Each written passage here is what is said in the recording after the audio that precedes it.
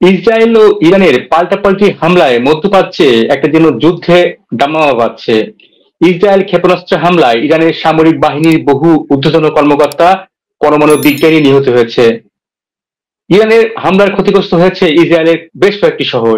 এদিকে তেহরানের বাসিন্দাদের সরে যেতে বলেছেন মার্কিন প্রেসিডেন্ট ডোনাল্ড ট্রাম্প। ইরান এবং ইসরায়েলের এই পাল্টাপাল্টি আগুন কি আগুন কি পড়বে বাংলাদেশ সহ পুরো দক্ষিণ এশিয়ায়? চলুন আজ আমরা বিশ্লেষণ করি। এই বিষয়ে বিশ্লেষণ করার জন্য নয়াদিল্লি থেকে যুক্ত হয়েছেন ভারতীয় সেনাবাহিনীর অবসরপ্রাপ্ত ব্রিগেডিয়ার এস কে চ্যাটার্জি। দাদা, আপনাকে স্বাগত জানাচ্ছি আজকের এই আয়োজনে। আপনি থ্যাংক ইউ ব্যস্ততার মধ্যে বিপ্লব। আমাদের সময় দিয়েছেন, এই জন্য আপনাকে ধন্যবাদ জানাই। আরে না, thank you Biplab, thank you so much. আমরা তো কদিন ধরে দেখতে পাচ্ছি যে ইরান এবং ইসরায়েলের মধ্যে সংঘাত তো ব্যাপক আকার ধারণ করেছে। ইরান হামলা করছে, পাশাপাশি ইসরায়েল হামলা করছে। এই যে যুদ্ধ শুরু প্রায় কাছাকাছি হলো, এই যুদ্ধটা আসলে কি, এই নেপথ্যের কারণটা কি? শুধুমাত্র পরমাণু ইস্যু, না এর পিছনে অন্য কোনো কারণ থাকতে পারে? আপনি যদি বিশ্লেষণ করে আমাদের কিছু বলেন। পুরোনো কারণ তো অলওয়েজ থাকে একটা যুদ্ধের মধ্যে, দুটো কান্ট্রির মধ্যে অ্যানিমোসিটি অনেকদিন ধরে হিস্টোরিক্যালি হয়ে আসে। তবে এরকম একটা অ্যাটমসফিয়ার হয় যে ওপেন দুটো কান্ট্রির মধ্যে ওয়ারফেয়ার শুরু হলো। তো ইসরায়েল এবং আরব লীগের বহু কান্ট্রির সঙ্গে সম্পর্ক অনেক দিন, অনেক বছর ধরে ঠিকঠাক নেই, এবং সেরকমই অবস্থা যদি ইরানের সঙ্গেও দেখেন তাহলেও সেই একই রকম অবস্থা। তো সুতরাং কোনো আহ, পূর্ব ইতিহাসের কোনো কমি নেই এই রিলেশনশিপে অ্যানিমোসিটি আনার জন্য। এবং আজকে যা অবস্থা, আজকে ইসরায়েল ভাবে যে ওদের অস্তিত্বের জন্য ওদের খুবই এগ্রেসিভ একটা স্টান্স নিয়ে থাকতে হবে, যাতে ওরা যে নেবারিং কান্ট্রি যেই হোক, যারা চায় না যে ইসরায়েল থাকুক, তাদের কাছ থেকে কোনো সেরকম ইনিমিক্যাল অ্যাকশন হলে, বা সেটা যদি ইনিমিক্যাল অ্যাকশন না হয়, যদি সেটা শুধু একেবারে ওয়ারফেয়ারও হয়ে যায়, তাহলে যাতে ওরা তার অন্তত জবাব দিতে পারে। তাই কিছুদিন আগে যে ঘটনা ঘটলো হামাস টামাসকে নিয়ে, হামাস হোক, হেজবুল্লাহ হোক, ইসরায়েলের ধারণা হোক, যে অনেক এই জগতে অনেকেরই ধারণা সেই যে এগুলো প্রক্সি ফোর্সেস অফ ইরানিয়ানস অ্যাকচুয়ালি।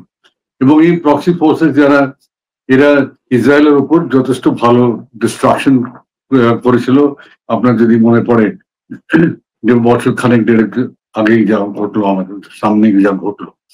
তো যাই হোক, সেই সবকে দেখে আজকে যে একটা, যখন হেজবুল্লাহ খুব উইক হয়ে গেছে, যখন হামাস খুব উইক হয়ে গেছে, তখন ইসরায়েল যে ইরানিয়ানসদের অ্যাটাক করেছে, সেটা কিন্তু খুব একটা সারপ্রাইজ না, যদি ব্যাপারটাকে স্ট্র্যাটেজিক্যালি দেখা যায় যে ওয়াজ দিস এক্সপেক্টেড।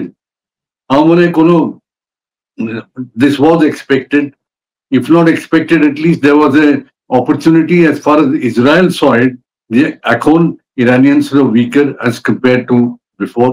এখন Hamas weaker, এখন Hezbollah weaker. তো এখন now is the time to possibly try and fix Iran. তো সেটাই মানে ইমিডিয়েট কজ অ্যান্ড পুরোনো হিস্টোরিক্যাল কজ। তো আমি অল্প একটু কিছু যা বলতে পারি এই সময়ের মধ্যে বললাম। ঠিকই আপনি বলেছেন, যে কিন্তু দাদা তেহরান ধরেন এই যুদ্ধটা যেদিকে করাচ্ছে, যেমন তেহরানের বাসিন্দাদের সরে যেতে বলেছেন মার্কিন প্রেসিডেন্ট। এদিকে চীন বলছে যে সংলাপ এবং সমঝোতার মধ্যেই এই অস্থিরতা দূর করার একমাত্র পথ। দুই পরাশক্তি, একদিকে চীন, একদিকে যুক্তরাষ্ট্র, এই দুইটা দেশ যদি এই মধ্যে জড়িয়ে পড়ে, তাহলে এই পরিস্থিতি আসলে কোন দিকে যাবে? এটি কি সমাধান, কি আলোচনার মাধ্যমে সম্ভাবনার কি সুযোগ আছে? কারণ আমরা এর আগে দেখেছি যে এই আলোচনার মাধ্যমে অনেক কিছু সমাধান করা সম্ভব, কিন্তু দুই পক্ষই দেখছি অনর, ইসরায়েল এবং ইরান। সেক্ষেত্রে কি ট্রাম্পের হুমকি এবং চীনের যে আলোচনার সমঝোতার যে কথা বলছে, এটির মাধ্যমে ভারসাম্য কিভাবে আসবে আসলে? দেখুন, প্রথমত লেটেস্ট সি যে কে কতদূর যাবে, যারা এইসব ট্রিটমেন্ট দিচ্ছে, যে সে চাইনিজ পিপল হোক বা আমেরিকান পিপল হোক। আমেরিকান পিপল দেখুন, আমার যতদূর জাজমেন্ট, যে ইসরায়েলকে অলমোস্ট আনকন্ডিশনাল সাপোর্ট দেবে। সব রকমের সাপোর্ট দেবে, whether it is financial, whether it is material, whether it is moral, সব রকমের সাপোর্ট দেবে। কিন্তু সেই রকম ভাবে সাপোর্ট ইরানকে কিন্তু চায়না দেবে বলে আমি অত I am not very sure. In fact I am quite sure সেরকম ভাবে সাপোর্ট দেবে না। তো অটোমেটিকলি যদি আপনি দুজনের দেখেন যে ওয়েটেজটা কার কাছে বেশি থাকবে, ইসরায়েলের কাছে বেশি থাকবে, এটা মনে নিয়ে কোনো ডিসপিউট নেই। এখন ব্যাপারটা হলো যে দুজনের যদি কথাবার্তা বলে ব্যাপারটাকে রিজলভ করা যায়, যেমন কি সব পার্টি বলছে যে কথা বলে ব্যাপারটা রিজলভ করা যায়। একটা ডায়ালগ শুরু না হলে তো কোনো কিছুই রিজলভ করা যায় না। চাই যতই দূর দূর চলে যাক ব্যাপারটা, চাই ওপেন ওয়ারফেয়ার শুরু হয়ে গেছে, যে একজনের আরেকজনের লিডারশিপকে পর্যন্ত টার্গেট করা শুরু করে দিয়েছে, মিলিটারি টার্গেটস তো হচ্ছে, কিছু সিভিলিয়ান টার্গেটসও বম্বিং হচ্ছে। যদি আমরা এখন না যদি কথাবার্তা ডায়ালগ হয় তাহলে কখন হবে? যখন সবাই সব শেষ হয়ে যাবে তখন ডায়ালগ শুরু হবে। The dialogue, the process of dialogue has to start, এবং এই প্রসেস অফ ডায়ালগটা থ্রু আউট চলতে থাকা উচিত। চাই তাতে কালকে যুদ্ধ ইমিডিয়েটলি বন্ধ হলো বা না বন্ধ হলো, তাহলে কি করে বন্ধ করা যায় সেই খোঁজটা অলওয়েজ প্রসেস অফ ডায়ালগ দিয়ে পারসিউ করতে হবে, তবে কি যদি কোনো রেজাল্ট পাওয়া যায়। আমার তো তাই মনে হয়। আচ্ছা, একটু আমরা যদি এই আমাদের এইদিকে চলে আসি, ধরেন ভারত পাকিস্তান বাংলাদেশি ক্ষেত্রে চলে আসি, যে আমরা দেখলাম যে ভারত পাকিস্তান যুদ্ধের যে উত্তেজনা তৈরি হলো, ওই সময় দেখলাম ইরানের প্রতিনিধি এসেছিলেন এবং ভারতের সাথে আলোচনা করেছেন যেন উত্তেজনা কমানো যায়। আমরা এই যে ইরান এবং ইসরায়েলের ক্ষেত্রে দেখতে পাচ্ছি যে এই উত্তেজনার মধ্যে ভারত কিছুটা নিশ্চুপ আছে। যেমন ভারত কিন্তু ইরানের যে হামলা চালালো ইসরায়েল, সে বিষয়ে কিন্তু ভারত নিন্দা জানাচ্ছে না। এই স্ট্র্যাটেজি আসলে কি? কারণ এই সংঘাত ধরেন প্রভাব তো ভারতেও পড়বে, পাশাপাশি বাংলাদেশও আসবে, কারণ ভারতের 95% তেল আমদানি করতে হয়। এই যুদ্ধের কারণে তো তেলের দাম অনেক বেড়ে যাবে। এই যে ইরানের হামলার ক্ষেত্রে ইসরায়েলের বিষয়ে যে ভারত যে নিন্দা জানাচ্ছে না, এটা আসলে স্ট্র্যাটেজি কি ভারতের, আসলে যদি একটু বলেন। প্রথম কথা হচ্ছে, ইন জেনারেল যদি বলতে হয় তাহলে সব দেশই কিন্তু ফরেন পলিসি নিজের ইন্টারেস্ট দেখে রাখেন। যেমন অ্যাজ ফার এজ ইরানকে সাপোর্ট দেওয়ার কথা, যখন এত স্যাংশনস হয়েছে ইরানের ওপর, তখনও আমরা ইরানের কাছ থেকে অয়েল নিয়েছি। হ্যাঁ, ইরানের চাবাহার পোর্টেতে আমরা ইনভেস্ট করছি যাতে আমাদের এখান থেকে ডাইরেক্টলি ওদের এক্সপোর্ট করা যায় এবং তারপরে ওখান থেকে সেন্ট্রাল এশিয়ান কান্ট্রিজে যাওয়া যায়। এগুলো আমরা অন্য কেউ কোনো কান্ট্রি এত ওপেনলি স্যাংশনস থাকা সত্ত্বেও ইরানের ওপরে ট্রেড অ্যান্ড কমার্স করেছে, এবং সেই জন্য ইরানের সঙ্গে আমাদের রিলেশনশিপটা একদিন পর্যন্ত চলেছে। ইরানও বোঝে যে এর চেয়ে বেশি এরা করতে পারবে না, কারণ সব দিক মেনটেন করতে হয়। আর আমরাও বুঝি যে ইরানকে আমরা একেবারে ছেড়ে দেবো না, কারণ আমাদের অনেক ধরনের পুরনো রিলেশনশিপ ইরানের সঙ্গে। সিমিলারলি ইসরায়েলের সঙ্গেও আমাদের অনেক পুরনো রিলেশনশিপ, কিন্তু আমরা অন্তত এটা চেষ্টা করছি না, আমরা এই বলছি না যে ইসরায়েল আমরা তোমায় সাপোর্ট করি, যাও গিয়ে ইরানের উপর অ্যাটাক করো, সেরকম কোনো কথা নেই। আমরাও ইসরায়েলকেও তাই বোঝানোর চেষ্টা করছি যে ভাই, স্টার্ট আ ডায়ালগ, একটা পিসফুল সলিউশন ইয়ে করো। আমরা ইসরায়েলকে বোঝাতে যাচ্ছি something which they are not ready to understand perhaps so easily, যে টু স্টেট প্যালেস্টিনিয়ান স্টেট একটা হওয়া দরকার, তা নাহলে ওখানে পার্মানেন্টলি শান্তি আসবে না। তো যতটা করা যায় ততটা করা হচ্ছে, এবং আমার মনে হয় আমাদের সিচুয়েশনে যারা আছে তারা এতটা করতে পারছেন। আমরা বাই এন্ড লার্জ নিউট্রালিটি দেখিয়েছি বলেই আমরা হয়তো দু সাইডকে মোরালে স্যাটিসফাই করে চলতে পেরেছি এখনো ব্যালেন্সড। আমার তো তাই মনে হয়। আচ্ছা, এই যে ভারতের প্রসঙ্গ বললেন, এই যে আজ বাংলাদেশেও মানে এসে পৌঁছতে পারে কিনা? কারণ আপনি ধরেন ভূ রাজনীতির বিষয়ে খোঁজ খবর রাখেন, বিশ্লেষণ করেন এবং এই বিষয়ে গবেষণাও আছে আপনার। যদি বলেন যে এই যে ইরান এবং ইসরায়েলের যুদ্ধের প্রভাবে যেমন তেলের দাম বাড়বে, হজ কাপড়ের, এবং আমাদের অনেক প্রবাসী আছে মধ্যপ্রাচ্যে, এই যে এই যুদ্ধের বাংলাদেশে বিশেষ করে দক্ষিণ এশিয়ার এই দেশগুলো, বিশেষ করে এই ছোট ছোট দেশগুলোতে কি ধরনের প্রভাব পড়তে পারে যদি আপনি একটু বিশ্লেষণ করেন, বিশেষ করে বাংলাদেশের ক্ষেত্রে? দেখুন, কিছু এফেক্ট তো হবে, সবার উপর হবে, এবং দ্য ওয়ার্ল্ড অ্যাজ সাচ এর ওপরে যা এফেক্ট হবে সেই এফেক্ট থেকে বাংলাদেশ, আমরা, Nepal, south west Asia, south Asia, যা যেখানে বলুন, আমরা will not be able to escape ইট।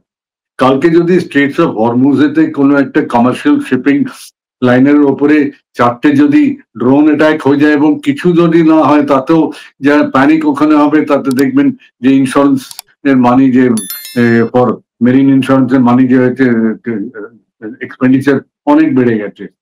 সেটা বাড়লেই অবভিয়াসলি রেটস অফ অয়েলও বেড়ে যাবে, রেটস অফ আদার আইটেম সবকিছু বেড়ে যাবে।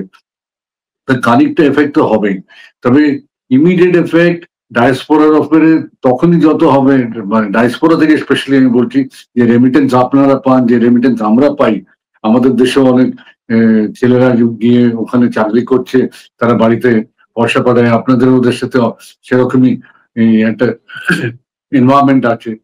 তা ডায়াসপোরাকে এফেক্ট তখনই করবে যখন সিভিলিয়ান টার্গেটিং শুরু হয়ে যাবে, এবং আমাদের ডায়াসপোরাকে অ্যাডভাইস করতে হবে not to go to work, এবং তারপরে হয়তো রেজ করতে হবে সেই লেভেল যে get back to the country.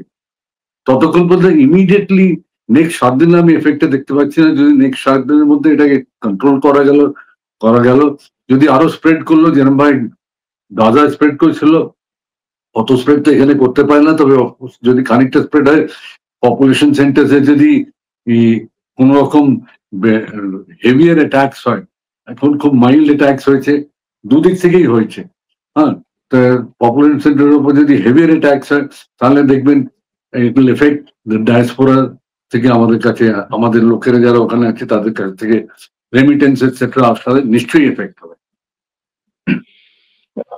না, ঠিক আছে দাদা, আপনি যেটা বলছিলেন তো সামগ্রিকভাবে বাংলাদেশে এবং দক্ষিণ এশিয়ার বিভিন্ন দেশে এর প্রভাব পড়বে, কারণ যুদ্ধের ইউক্রেন রাশিয়ার যুদ্ধের সময় একইভাবে আমাদের দেশেও এবং এশিয়া দক্ষিণ এশিয়া তো অবশ্যই বিভিন্ন ক্ষেত্রে প্রভাব পড়েছে। এর বাইরে যদি ধরেন আমরা যে যুদ্ধের ব্যাপারটা দেখছি, যে একটা দেশ আরেকটা দেশের উপর যে হামলা করছে, যেমন আমরা পাকিস্তান ভারতের হামলার ক্ষেত্রে দেখেছি যে ভারতের জঙ্গি হামলার প্রেক্ষিতে জঙ্গি ঘাঁটিতে ভারত হামলা করেছিল পাকিস্তানে জঙ্গি ঘাঁটিতে, কিন্তু ইরানের ক্ষেত্রে দেখলাম যে ইরান কিন্তু জঙ্গি ঘাঁটিতে নয়, যে পারমাণবিক যে শক্তি ওরা করছে সেই ক্ষেত্রে হঠাৎ করে ইসরায়েল হামলা করেছে। এই যে একটা দেশ আরেকটা দেশে এইভাবে কি হামলা চালাতে পারে কিনা আসলে, বা এটা কিভাবে দেখেন আপনারা?